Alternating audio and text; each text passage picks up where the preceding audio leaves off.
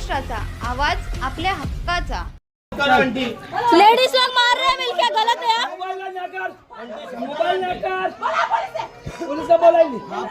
Ulhasnagar camp क्रमांक 3 येथील वाघरी पाडा येथे सायंकाळच्या सुमारास एका व्यक्तीवरती हल्ला करण्यात आला।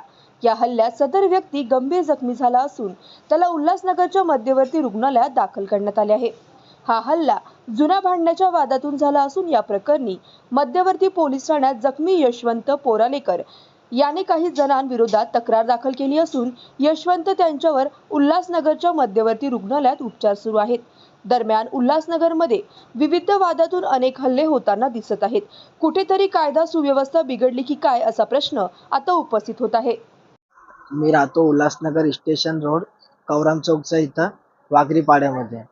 14 तारखेला माझ्याकडे काम करतो जो मुलगा विकास तायडे, त्याची बायको घरामध्ये एकटी होती। त्याच्या लहान पोरांनी बॉटल घराबाहेर फेकली तर तिथं राहतो किशन म्हणून मुलगा, त्याने ती बाईला शिवीगाळ केली। माझा जो मित्र आहे विकास तायडे तो आणि आम्ही बाहेर होतो, तर त्या पोराला स्वीटीचे तिन्ही भाऊ आहेत त्यांनी मारलं तिथं। तर आम्ही मध्यस्तर गेलो आणि त्यांचे भांडणं सोडून दिले। मग पोलीस स्टेशनला पण येऊन 14 तारखेला आम्ही रात्री भांडणं मिटवून दिले, सगळं सॉल्व झाला होता। मग काल मी माझ्या वर्करकडे गेलो विकास तायडेकडे त्यांच्या घरी सामान घ्यायला। मी ग्रिलची काम करतो, तिथं मी गेलो तर मला मंजू गंगा यांनी अडवलं। मला म्हणतात तू इथं कशाला आला? मी म्हटलं माझ्याकडे पोरगा काम करतो, मी सामान घ्यायला आलो। तर त्यांनी तिथंच मला मारहाण करायची सुरुवात केली, ते पण व्हिडिओ रेकॉर्ड करून ठेवलाय मी।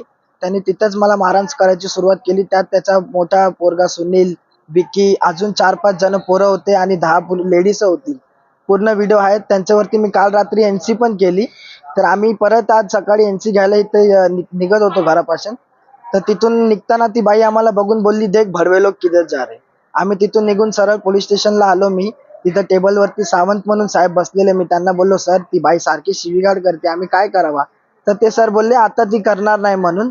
मी एनसीचा पेपर माझा घेतला आणि मी परत घराकडे गेलो।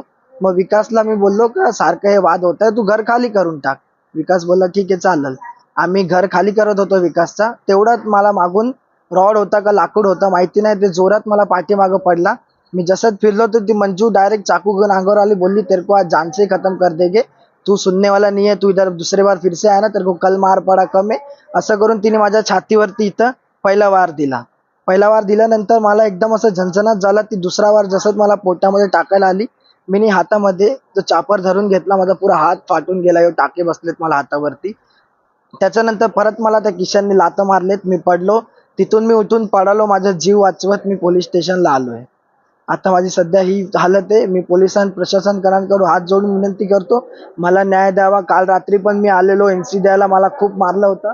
मला जे काल मारले त्याचे निशाणे इथं पाहे तुम्ही, एनसी पण दिलेली आहे।